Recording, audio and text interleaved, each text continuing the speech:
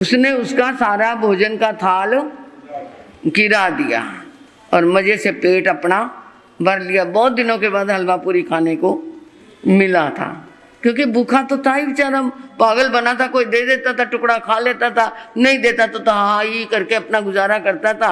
आज उसे क्या मिला? हलवा पूरी लड्डू कचौरी सब कुछ मिल गया। अब वो शोर मचा रहा है, बड़ा स्वाद है, बड़ा मजेदार है, बड़ा मजेदार है। वो कहती चुप कर, मैं तेरे लिए और लाऊंगी, चुप कर जा। अब वो दोबारा महलों में गई, ताजा ताजा माल लाई और एक लिफाफे में उसके लिए भी ले करके आ गई और ला करके कहती लीजिए तू खा ले, तू यहीं बैठ, मैं अभी आती हूँ।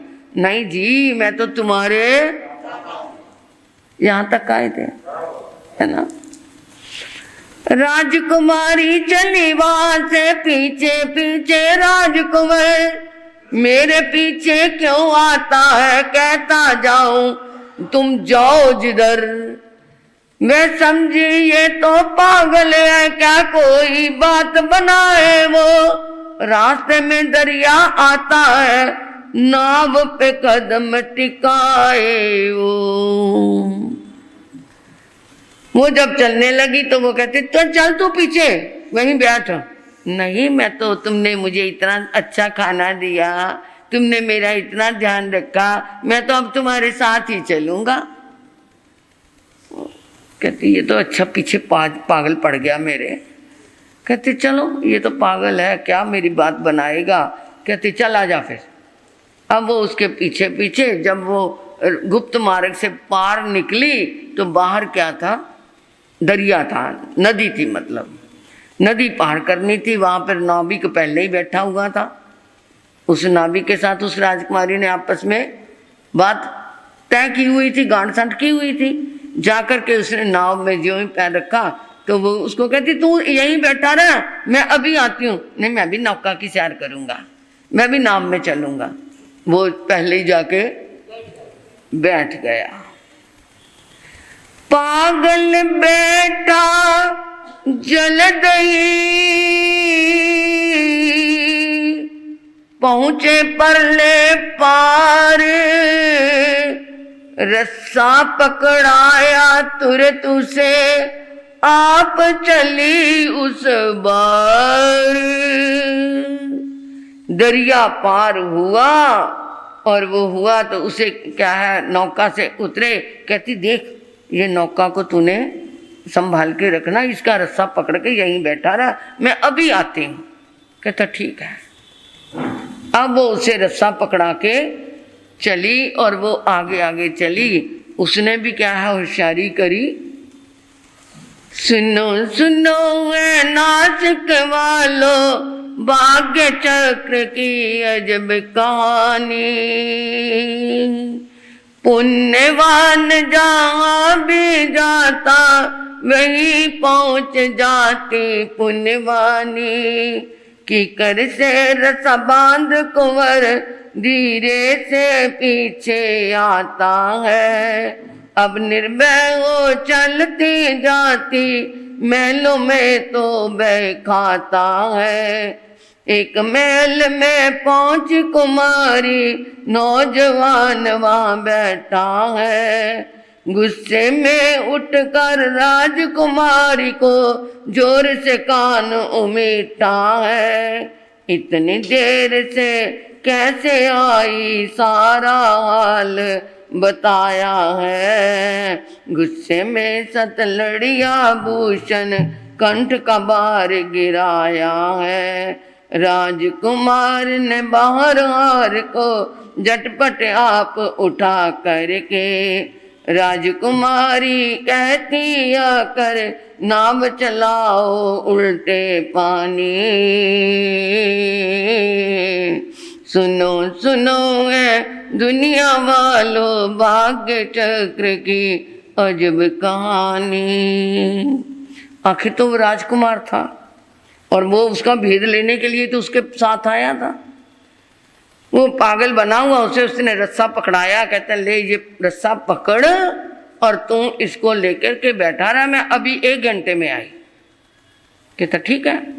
अब उसने देखा कि वो आगे निकली है। उसने फटाफट वो रस्सा डोरी जो उसकी नाव की डोरी थी उसको एक किक्कर के वृक्ष के साथ बांध दिया और आप पीछे पीछे उसके चल पड़ा। अब पीछे पीछे दबे पाँव चला, उसे पता नहीं चला क्योंकि वो तो अपने जोश में थी ना कि पहले मैं बहुत देर से आ रही हूँ, मैं जाऊँ जल्दी, वो मेरी कोई इंतज़ार कर रहा है। तो वो क्या है, उसके पीछे पीछे वो सामने एक महल था, महल में प्रवेश कर गई और उसने देखा ये महल में गई, अब देखूँ कैसे क्या। वो थोड़ा सा ऊपर चढ़ा तो एक रोशनदान था, रोशनदान में उसने झांक करके देखना शुरू किया। उसने क्या देखा कि उस महल में एक नौजवान सामने एक सिंहासन पे बैठा हुआ।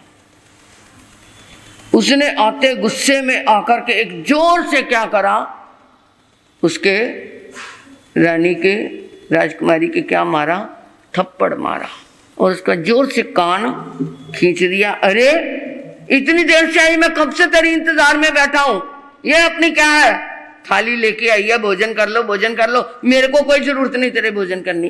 अरे क्या करूं, मेरे पीछे एक पागल पड़ गया था, मैं लेके आई थी पहले भोजन, उसने सारा गिरा दिया और क्या है ये मैं दोबारा तैयारी करके लाई हूं, इसलिए देर हो गई।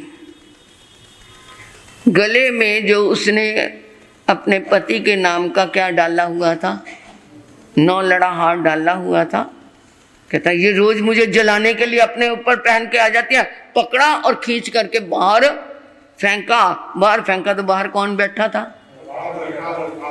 उसने पटापट वो, उसने हार देखते ही क्या पहचान लिया, ये तो वही है, मेरी है ये, और कोई नहीं।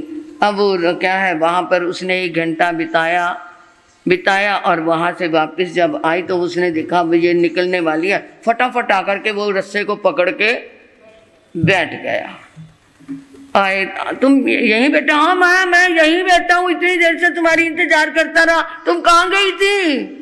पागल बन गया फिर दोबारा, तुम कहाँ गई थी? अच्छा चलो कोई बात नहीं। अब नाव में बैठे तो वो नाव में बैठे बैठे राजकुमारी की तरफ विजय कुमार टकटकी लगा के देख रहा है। ये वही नारी है जो मेरे को कहा करती थी मैं तुम्हारे बिना रह नहीं सकती, तुम मेरे प्राण हो, मेरे प्राण नाथ हो, तुम मेरे सब कुछ हो, और आज ये क्या कर रही है। अब वो जब उसकी तरफ टकटकी लगा करके देख रहा था तो राजकुमारी ने देखा ये बार बार मुझे क्यों देख रहा है। करते करते रानी के जो मन में आया, पहचान लिया, अरे ये पागल नहीं, ये तो विजय कुमार है, ये तो मेरा पति है, अरे ये पागल नहीं। उसने पहचान लिया। अब ये क्या करेगा, जाके सबको बताएगा, पता नहीं मेरी क्या हालत होगी। उसने कटार निकाल ली और उसको मारने के लिए कि यहीं इसको मार दूं, किसी को क्या पता चलेगा, और नदी में फेंक दूंगी। अब विजय कुमार ने पहचान लिया कि ये अब मुझे मारने वाली है। उसने जल्दी से पानी में डुबकी लगा दी और वो देखती रह गई और वो आगे चला गया। इधर विजय कुमार ने डुबकी लगाई और परले पार पहुंच गया। राजकुमार ने कहा हो सकता है ये मेरा पति ना हो, मुझे ही ऐसे ही वहम हो गया हो, मैं भ्रम में जी रही हूँ, मेरे मन में डर है ना, इसलिए ये क्या है, ये भ्रम है मेरा, नहीं ये मेरा पति नहीं होगा। होता तो मेरे को कहना देता कि तू मेरी पत्नी है। अब वो इसी आश्चर्य में कि था या नहीं है या नहीं, अब वो क्या है अपने महलों में वापस आई और इधर वो कहता वाह भाई देव तेरी चौथी बात भी। कौन सी चौथी बात? 4 बातें थी ना पहले, 7 बातों में चौथी बात कौन सी थी? लिखी हुई होगी, याद रख लो। पहले आशा का पिता, दूसरी ममता में ही माता, तीसरी होत की बहन, चौथे पीठ पीछे त्रिया चरित्र, कि मेरे पीछे ये क्या रंग रलियां मना रही है। अरे तेरी चौथी बात भी क्या हो गई, पूरी हो गई।